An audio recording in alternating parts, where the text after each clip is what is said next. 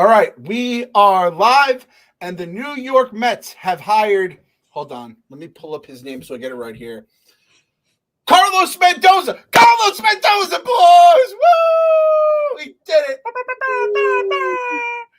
Carlos Mendoza, the newest manager of the New York Metropolitans, stolen from the New York Yankees. The greatest baseball mind in the game, some are saying, has been swooped in and stolen in Queens. I can't even speak right now because I'm trying to figure out how to spin zone a Carlos Mendoza hiring into an entertaining podcast. So when it comes to deep diving the nerdiest shit in baseball, we go to our boy Phil. Phil, how should I feel right now, pal? I just asked if the Mets are happy with who they got, and I just got a reply yes. So from my sources, the Mets are happy. Boom. There you go. Breaking from Phil. Breaking news: the Mets are happy. Now I will spin zone this that we didn't get the Guardians scraps. Like I think that we hired our guy first, and then they went and hired Voit.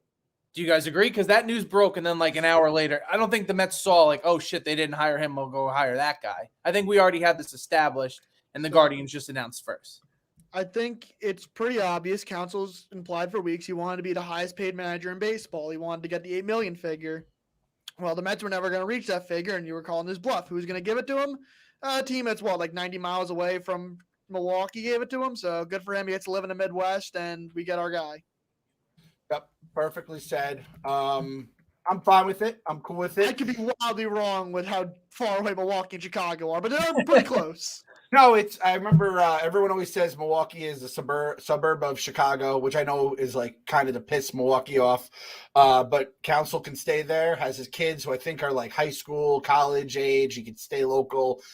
All the traders who left the New York area to go to Chicago could tell you how much more a dollar goes out there, right? It's a little cleaner.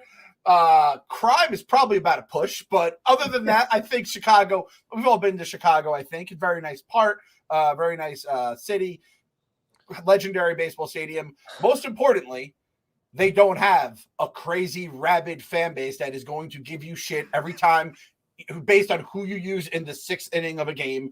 You're not going to Frank the Tank coming up with songs and nicknames about you because you had to use your fifth reliever because everyone else is worn down. Cubs fans are probably, I feel like, still pretty happy from winning the World Series in 2016. And I think there's a million reasons we can say why being the Cubs manager is better than being the Mets manager. So I do not fault Craig Counsell at all. I also like that we don't have any weirdness with Brewers fans. People of Milwaukee are lovely people. I went to one game my entire life in Milwaukee. I saw Brewers White Sox. Those fuckers were tailgating like it was a goddamn college football Saturday. Just absolute maniacs. Keg stands, flip cup, beer pong, the whole nine funnels. So I love the Brewers fans. I love the Brewers. They're the ones kind of, I feel like the musical chairs have stopped, and now they're kind of just stuck. They got to find a manager. Yeah. I mean, the Cubs were literally out. Isn't it like an unwritten rule? It's like you don't take a job another man has or something if you're a coach. Like, he took David Ross's job. David Ross woke up this morning as the Cubs manager, and Craig Counsell said, "You're fired." That is like, isn't that one of those unwritten baseball rules? Like that is, don't steal if you're up 10, and don't take another man's baseball job. Yeah, don't interview for a position that's already filled. Like I thought that was like an unwritten rule. Yeah. Did David Ross do that to the guy before him? David Ross was never a manager either. He just randomly came into the Cubs after like being on the World Series team. Well, yeah, they fired Madden. There was like, we need somebody that was like here when we won. Yeah. Yeah. So I think all in all, we're all kind of on the same page that we're fine with it.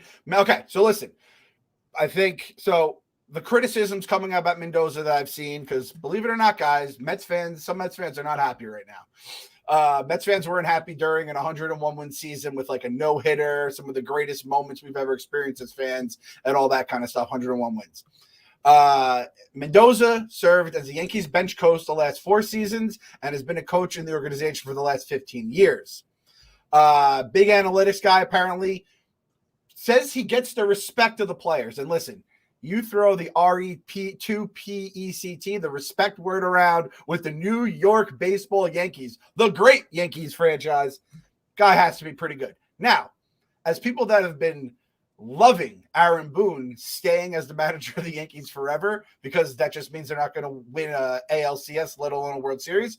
This kind of puts me in a little bit of a pickle because I feel like we just fired Buck Showalter for a guy who was the bench coach for some of the most disappointing teams that we've seen in the last 5 years. Is that fair to say, Phil? It's very fair to say. I also just want to say, we don't know who Carlos Mendoza is. Like, there's only one way to find out if he's a good manager, and that's, just to let it play out. Everyone's a first-time manager at some point. That's fine. And I think I read that 6 of the 8 teams that were left in the playoffs were all first-time managers. So it's like, that's just a thing that's the way baseball's going now, right? Yeah, and basically everyone with a manager vacancy ended up interviewing this guy and all raved about him. So you know what? If all these other teams are saying he was a good manager, who am I to judge against them? Like, I think the Giants said he was probably their choice until Bob Melvin became available. So, and Clemmer mentioned this. You remember the last week of the season where Seiya Suzuki just dropped a fly ball in right field? The Cubs ended up missing the playoffs out of that? Yeah. Think of the butterfly effect. The Cubs make the playoffs. Arizona Diamondbacks don't make the World Series. The Cubs probably don't pay Craig Counsell. Maybe Craig Counsell is our manager if Seiya Suzuki catches that fly ball and the Cubs are in the playoffs. The whole world has changed. Cubs are in the playoffs. Snakes aren't alive. They don't beat the Phillies. Phillies have that mojo riding, and we get all the way to having a Phillies World Series champion, and the world is just that much more darker. I'll trade Carlos Mendoza as our manager. I'll take the mystery door to him in that. So now, do you think Chavez is still with the Mets? Now we're just building the Yankees bench. It's everybody but Boone. Like, literally, because Chavez was their hitting coach. He came over to ours to be the hitting coach. Now he's the bench coach. Now you just hired this dude who looks like fucking Lurch. I said that the first thing I saw. I'm like, this guy, he looks like Mike Pelfrey's cousin. Like, he just looks like he's at least 6'8". I have no idea how tall he is or what he's done. And you're looking at a team where all New York people do is call into the fans and complain about analytics and how they're not real managers anymore. And the same fans are the ones who just ran Buck out of town, who was not that guy. And now we're just chock full of them. I'm not happy. Kyle's not happy. All right, Kyle. All right, Kyle. You want to? So that's pretty loaded. Your statement right there. But I think that's a fair point. Counterpoint: if the Mets were to, let's say, win a World Series, hell, this Cohen fucking machine that again is being powered by David Stearns, who we all agreed we loved, and this was his choice as the hiring, because I don't think Craig Counsell, I don't think that it was a money issue. I think we can come to that agreement. Like, if Stevie wants him, he'll pay him. If the Mets do turn this machine into something special, and it's powered by Stearns and it's guided by a guy who used to be with the Yankees, won't that be even more sweeter for you as a Yankees fan, have to watch Carlos Mendoza lifting up the World Series trophy fucking every other October, just like we had to see Joe fucking Torre become the great Joe Torre across town? True. I mean, and we also have the Buck being fired mojo going for us because it's always the manager after Buck. So he's got that feather in his cap. If he's the guy coming in, his odds are much better than not. Yep. Again, we're still going off of the Buck is leaving Juju. And this was honestly the most important thing that I've read about Carlos Mendoza since he took over. I asked Hubbs what he thought of him, and he's like, I said, on the ball scale, where would you rank him as a chance to be successful? I think he said 3.1 out of 5, which I didn't feel good about. But then he goes, Mendoza throws 40 sunflower seeds behind home plate as good luck for all 40 men on the active roster. And I think he says a little prayer. Boys, I'm a Juju guy. Let's be honest. This baseball has become all about the sabermetrics and the nerds up in the fucking, computer room giving Excel spreadsheets. And you don't even have to have a brain to manage anymore because there's no strategy with the DH. It's just as much about Juju dealing with the players who get his respect and knowing about the media, which a guy who's been, in the Yankees organization 15 years, hopefully he knows about. I'm in. Not surprising. I'm fucking the optimist here. I'm always trying to be in. I'm trying to talk Kyle off the fucking Verrazano Bridge right now with a nice hat. That's a fire hat right there. Oh, thank you. It's just old school stars. This is a throwback. This is the starter. Oh, it's even better. I just thought that was like a newer one. The fact it's an old school starter. Based on that alone, for dumb Clem brain, I'm in on the guy. Again, it's a David Stearns hire. In Stearns, we trust because he's smarter than us, because he's fucking a super nerd, and because, let's be honest, we don't have a fucking choice. So I'm in. I'm Mendoza. By the way, did you guys see the Bob Nightingale tweet? Yep. He's gonna go either to Mets or the Brewers, and he's still found a way to be wrong. He's the absolute best. Oh, shout out Robbie Fox. I said nerds. I shouldn't have said nerds. That is the wrong word to be using here when it comes to this kind of stuff. I said super nerds, to be fair. But yeah, I feel good about this. Also, we were saying this in the We Gotta Believe group text. Craig Counsell, fucking report coming out, he's gonna make his decision like he's fucking LeBron James. Yeah. Dude, you're Craig Counsell. You're the guy who had the goofy batting stance. And listen, you protected the realm with the rest of the 2001 Diamondbacks when we needed you the most. But get the fuck out of here. Like, I think we might have a little bit of a Hollywood Counsell going on right I've now. never seen such a coveted manager who's never won. Yeah, he's a good manager, but it's like, okay, he made the NLCS that 1 year, made the playoffs a bunch of other years. He's a good manager. Like, I'm not saying we're not talking like Joe Torre, Casey Stengel, or whatever great managers there were in baseball history. Like, he's just a good manager. Yep. And that's what we would have heard of if the Mets had made Counsell the highest paid manager. And then we would have paid him a month into the year and said, oh, Craig Counsell and blah, blah, I was going to say, I think that he got word that Frank was already working on the nicknames, and he was like, you know what? Let me just go to Chicago. God damn, Counsell would have definitely been the name, huh? But Mendoza, like, it's already built in. Like, this guy's got no shot. The second he does anything wrong, it's going to be trending no matter what. I forgot what Frank said on radio. It's like he's going to bench anyone hitting above 200 or something. Yeah. Listening to Feidelberg just hear Frank rant go on live and just laugh through it was something special. So yeah, check out the Barstool Radio Twitter account. Frank's at the point now where I can't even understand him. I've heard his Mr. Brightside took a ricochet shot. Yeah, Mr. Brightside took a shot. Poor Nicky Smokes was living in hell during a fucking early London game on Sunday. I said it yesterday. I was like, I felt like I was watching myself in the past, like, with Frank and Nicky Smokes. I'm like, he has no idea what he's in for. Nicky Smokes got off easy. He had a regular season game against a good team he had to worry about. We had to watch our team bleed out. For him, it's at worst once a week. Right. Yeah. That's like, imagine 6 of those, or even 7 some weeks. Frank, for the people wondering, Frank is not a fan. He's on the record of saying, I think 130 games. So, I mean, I bet the Mets will win more than 33 games next year, but I don't know.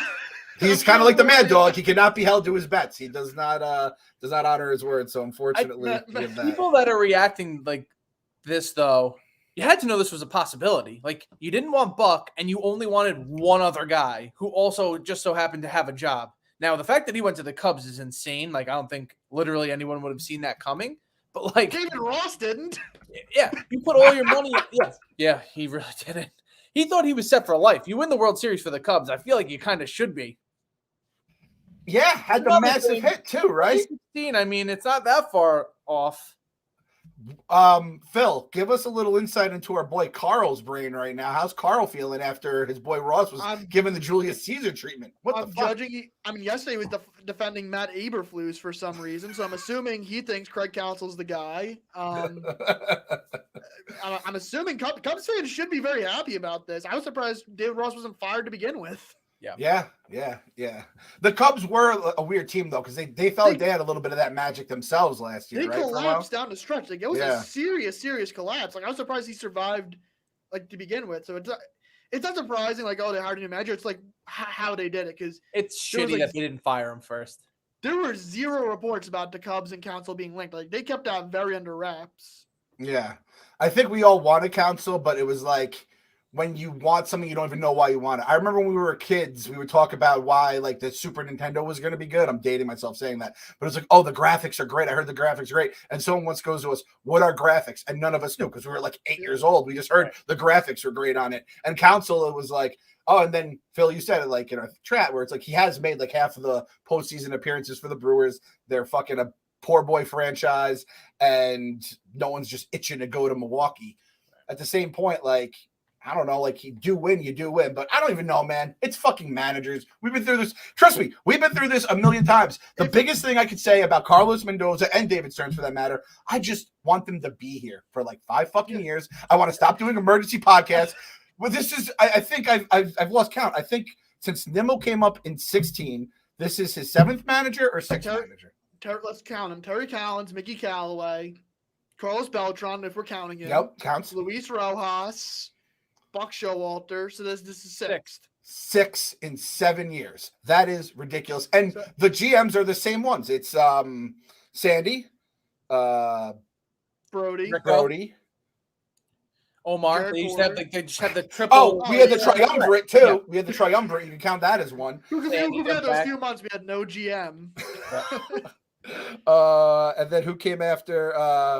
We had the Jared Porter. The creep, the drunk driver, and then the drunk, and then talk about getting a raw deal. Epler didn't get anything. He didn't get convicted or anything. He just got fired. Epler's still under investigation for crimes we have no idea what could be. Yeah. He may have broken Tim Castro's back for all we know. I mean, there is a chance that, like, when that story comes out, it is going to be one of the most incredible, like, awe-inspiring stories. It seems like it is just like a dickhead thing by, like, a whistleblower. But if it came out that he broke Tim Castro's back, it could either be nothing. It's like, oh, this is something like happens to all 30 teams. Are we talking about this? Or it's like, oh no, he tried to murder a player. Like it's... Tony Bernazard ripped his shirt off and just kicked the shit out of somebody. Adam Ottavino gone, lost in the shuffle of all that. We only had 3 relief pitchers to begin with. Now we only have 2. Ottavino said like he was going to pick up his option too in the middle of the year, so I'm very happy he had a sudden change of heart. I mean, see ya.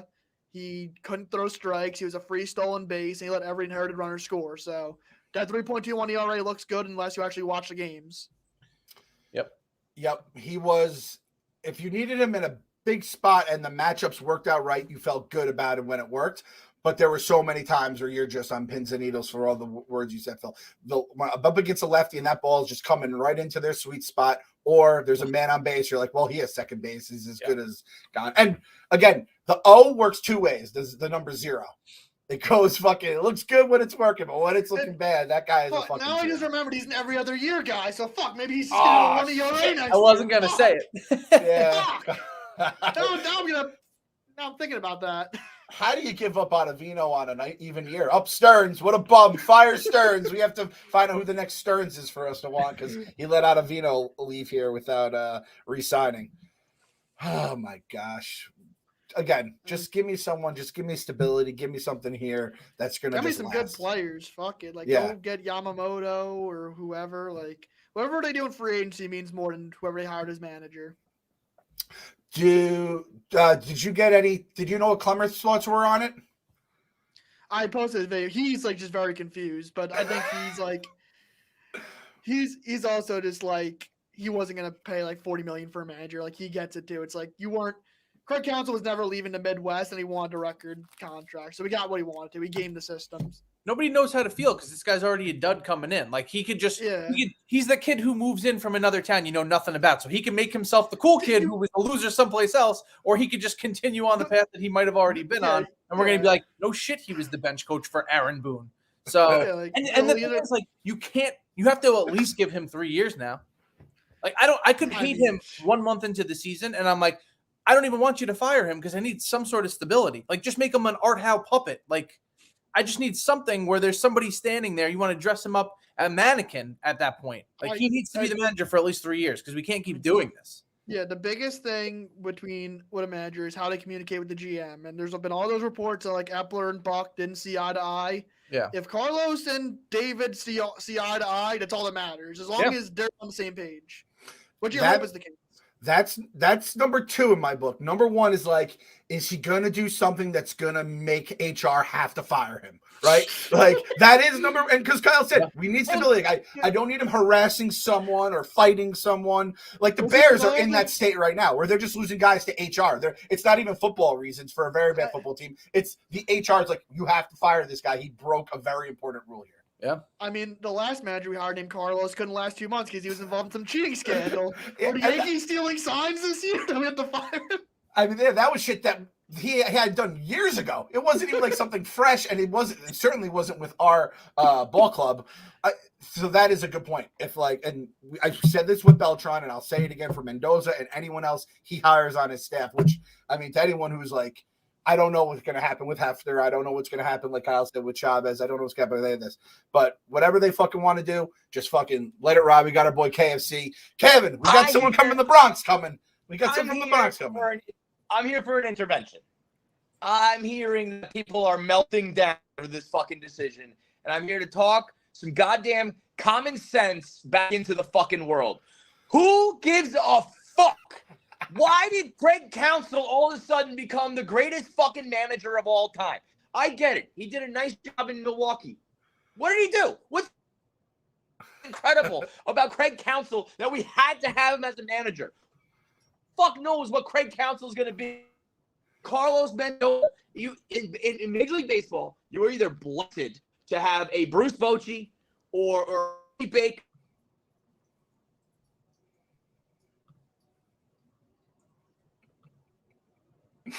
I can tell the avoid is you can't have the fucking scrubs of the world. You can't have the Mickey Callaways of the world. And we've moved on from that. This guy was right there neck and neck with Craig Counsell. Suck on Craig Counsell's dick hard enough, you'll run into Carlos Mendoza's dick too. Okay, he's right there next to him. It's not like we got some nobody who's never coached a game of baseball in his life. Everybody respects him. He's going to do fine. I'm old enough to remember when this town was calling Joe Torre a fucking clown hiring, a joke. They wanted everybody fired because Joe Torre took over the Yankees. And look what fucking happened there, okay? So you never know with baseball managers. It doesn't really matter at the end of the day. There's going to be the very, very good and the very, very bad. And as long as you're somewhere in the middle, if you're not lucky enough to have the best, just be somewhere in the middle. And if your players are good and they respect you, that's all that matters. That's fucking – now, you can get into the optics of like Craig Counsell was the number one guy on the market. And do we want it to be like the Mets always get their number one guy? Sure. Yes. I would love that. I don't love that. There are times that I don't like being kind of Yankees-esque because A, you have a fuck ton of pressure, and B, baseball has proven that doesn't work that way. You don't just go get the best in everything, and it always works out. You got to build the right way. You got a New York guy. There's a million reasons why Craig Counsell might suck good, and none of them are worth getting bent out of shape about on November fucking 6th or whatever it is. So everybody calm down. That's what we needed to hear, Kev. Thank you. We needed to hear. I really don't know why Craig Counsell became, the chosen one. For what? It's not like the Brewers are stumbling over championships. Sure, they're like a mid-market team who made offs, and yeah, he does a good job with them. But all of a sudden, it was like, get Craig. A few months ago, nobody gave a fuck about Craig Counsell. No one was talking about Craig Counsell being the reason why the Mets are going to win the World Series. To Stearns, we all thought it was going to happen because of that. But if it wasn't for that, I would never have even thought that Craig Counsell has to come to the New York Mets. What are we talking about? Yeah, man. For real, somebody tell me. No, and is there any part of you, as the noted Yankees hater of this podcast, does it give you any pause that he's been on his staff that was part of a team that is massively underperformed and made our lives pretty fucking awesome, but now we have part of that? Does that give you any concern? Because I think I'm all right with it. When I think I texted in the group a couple days ago, being like, I'm down for Craig Counsell, but why do we love him again? And you guys reminded me he's of the realm. He was a part of that 0-1 team that beat his the Yankees. hit by pitch was legendary. Yep. Yes, and like that stuff for me, I would love that because I'm a Yankee hater. But we saw what happened when you hire a manager because of postseason heroics with Aaron Boone. That didn't fucking work out, now did it? So like that sort of shit does not matter in the long run. I think it's bizarre that Stearns and Counsell were like assumably like boys, right? Or like worked hand in hand.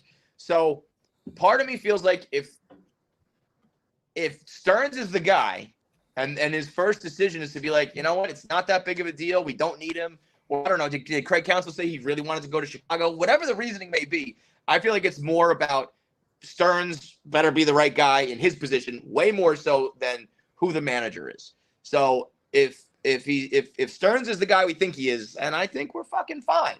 And I just don't know why all of a sudden we anoint these guys like that. Those are 100% product of media hype.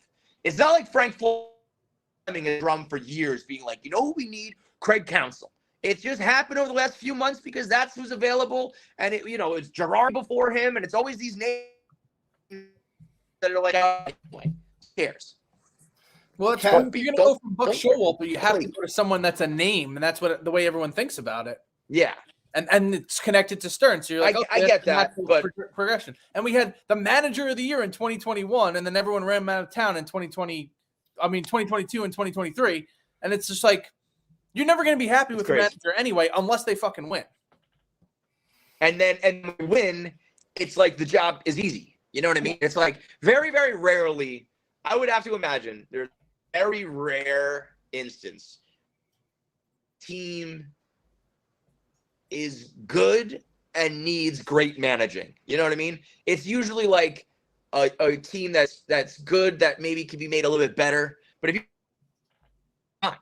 you know, it's and then what you really need is a guy like Bruce Bochy, who is like not even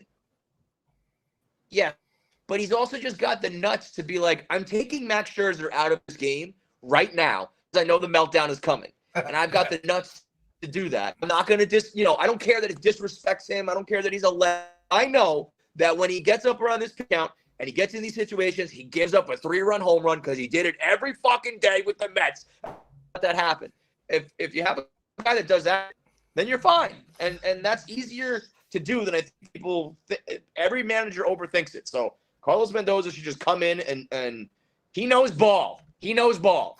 That was my favorite thing about Buck is when he would just come in mid at bat when Peterson was getting just tattooed foul balls. He's like, "You're out of here. This guy's cooked. Get him the fuck out. Give me Rayleigh out of the pen." And that was one of my favorite things he ever did. Now, Kev, this is my favorite thing about Mendoza. Granted, you know my brain how it works with baseball. I was told by Hubs he throws 40 sunflower seeds behind home plate before every game and says a prayer for the 40 active men on the roster. Tell me that's not a beautiful juju thing right there. Dude, most important that thing in the guy, game. I swear, I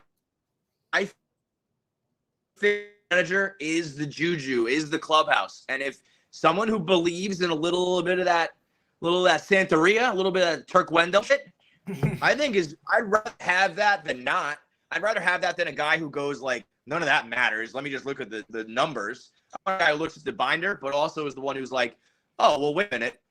I only had 38 sun. That's what I was yesterday. So let me get my something. That to me is just as important. And I do think there's a level, like if you've been in New York, the bench coach is a very different scenario, but like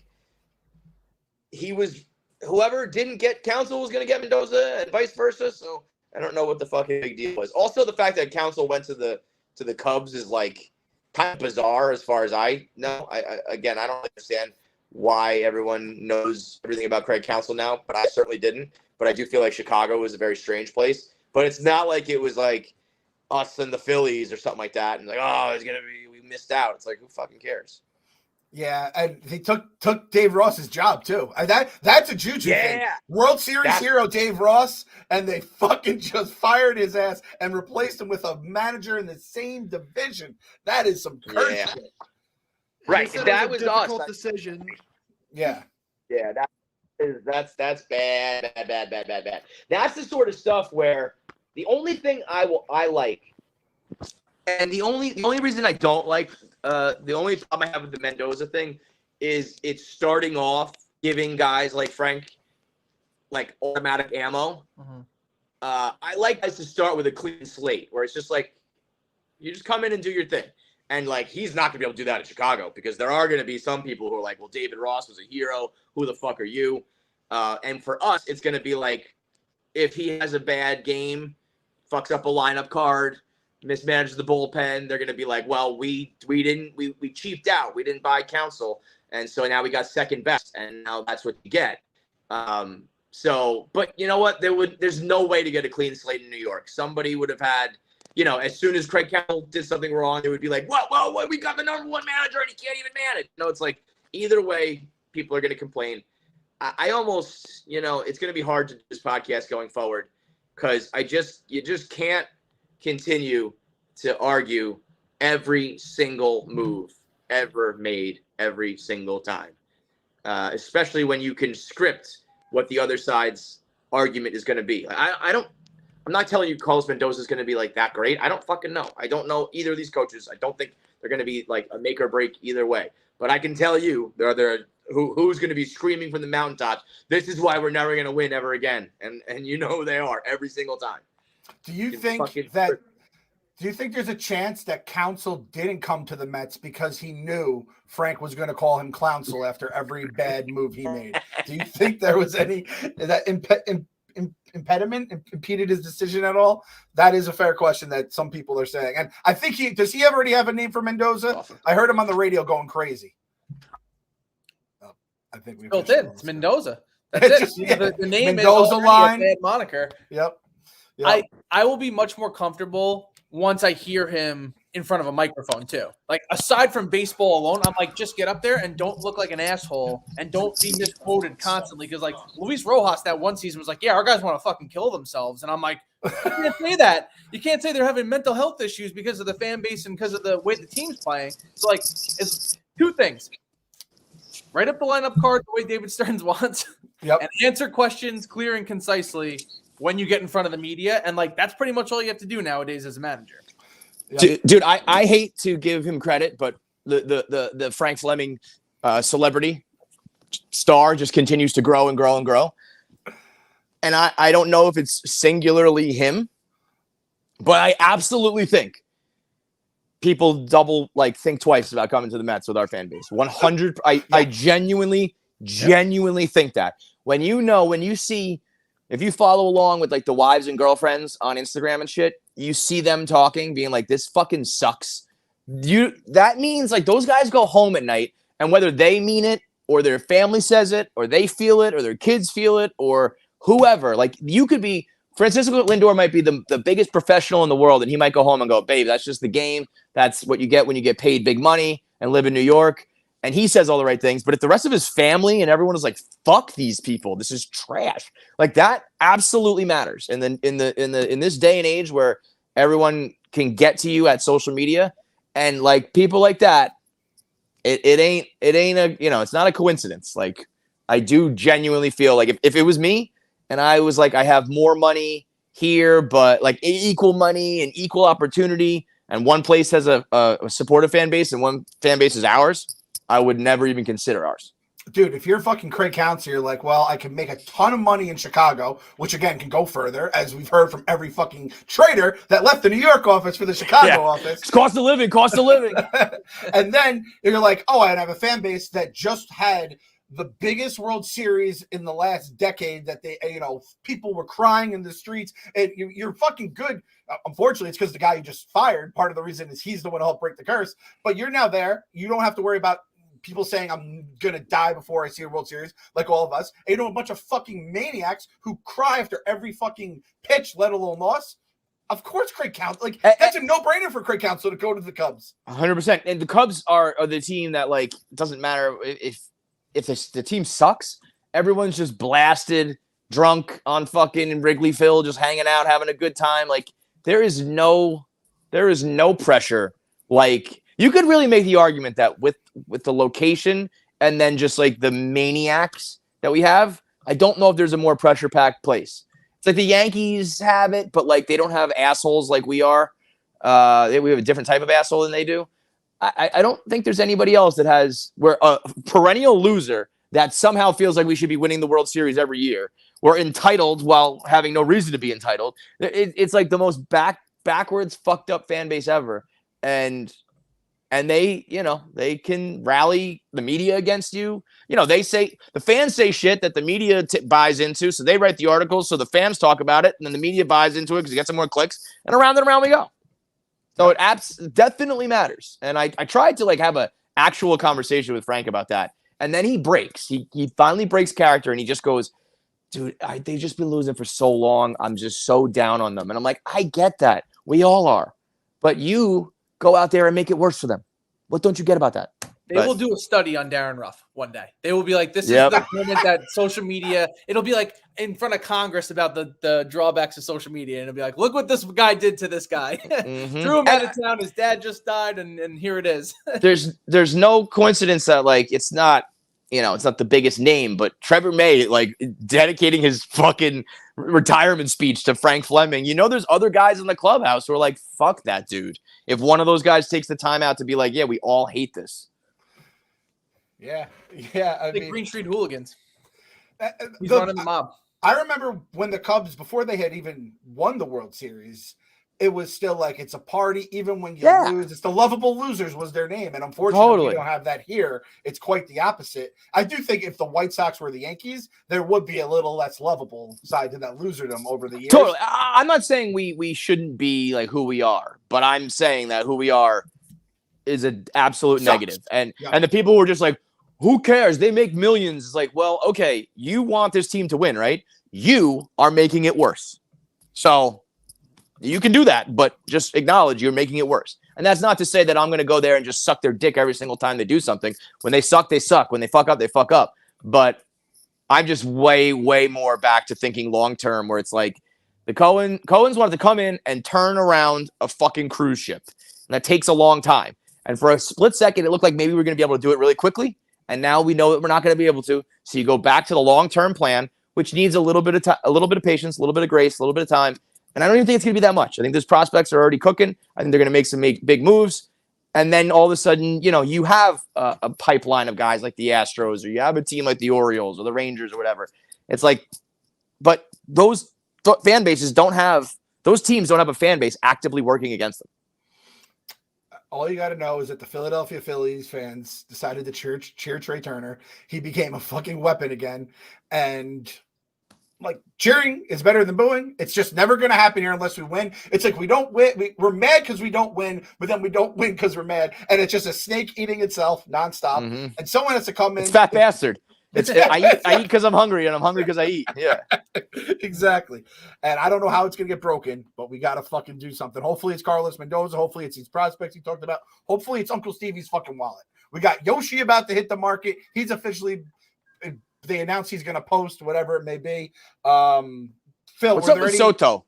I feel like everybody's doing the classic, like it's only a matter of minutes till he's in pinstripes. And I'm like, you know what? That ship sailed like decades ago, but I'm very worried that the one time it's going to come back to haunt us is Soto. I don't know. There's differing reports. Like Bob Nightingale wrote in an article. It's like, oh, the Padres are going to be in Ohtani, but they also may trade everyone else. It's like those are two contradicting reports. Well, finally, we got a reality check with the Padres. Where we were like the Aaron Paul meme. We're like, how can they keep getting away with this? And it's like, oh, they can't. They don't have any money. They promise all their money. They don't have enough money to pay their players. They need to take out a loan. I know how that game works. That does not last long.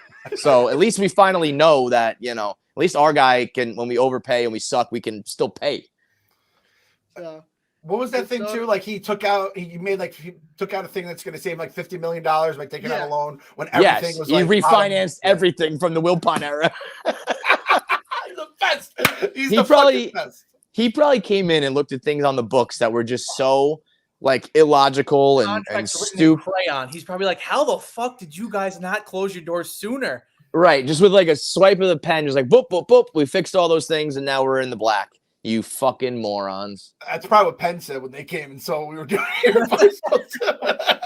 They thought they were going to do that. They did not. They did not. Speaking of which, Kevin's sweater right there, 20% off from Monday all the way until Tuesday. If you want to help your boy Meek out, we're trying to help the people behind the scenes, the producers, the social media people, the wonderful hard workers we have here. Help these people out. Because what is it? If we hit the goal, Phil, what's the exact breakdown of how this works? I don't know. I don't want to fuck it up. I'll be honest, I don't know. All I know is you should buy a sweater because it helps out me. It helps out everyone. Just buy 20 any amount. sweaters. Any amount. So we have goal is divided between producers, social, and social. Exactly. Yeah. Kyle, you included in that? Are you in piece of the pie? I sure hope so. That's Barstool for you. Kyle doesn't even know if he's bonus eligible. So, like, just help us. We're just all a bunch of idiots. Like, we're the idiots that don't work. Those are the idiots that do work. So help them out. Get them more money so they can fucking get a car that they can drive into Kevin's neighborhood one day and not get fucking. So, yeah, what we did was we took every year our Black Friday goal gets higher and higher just because of we keep growing and inflation and we just have, higher aspirations. But what we did was we kept the goal from last year at this year. So hopefully our revenue still goes up, but our goal is the same. and then all that money gets divided amongst about 100. It's about 100 people on social and production. And let me tell you something. It's a big number. So you are really going to be helping out producers and social people, because the number that all of them can take home individually is what they all deserve. So if you're ever going to buy, stupid, silly gifts like this for your friends, do it through us, because it helps out those guys. Yep. I mean, it's a little more than clicking the subscribe button for Jet Ski, but it's the same kind of like movement. Right, same idea. Trying to help out the good people here that keep this fucking place running as good as it is. So I guess that's our emergency pod. For the rest of the I can't believe we had an emergency pod over Craig Counsell. We need to fucking remember who we are. We need to fucking remember where we come from and the shit that we dealt with. We used to be in the baseball trenches, okay? We're the same people, at least my generation, are the same people who lived through 7 games up with 17 to play. And now you guys are fucking crying over Craig fucking Counsell? Grow up. Remember your roots. God damn it. We've become such soft, crybaby, whining pussies. Who fucking cares about Craig Counsell? Gotta believe. Gotta believe. There's your clip, Pabs. That was perfectly well said. Fuck. Oh, let me click on me on the stream.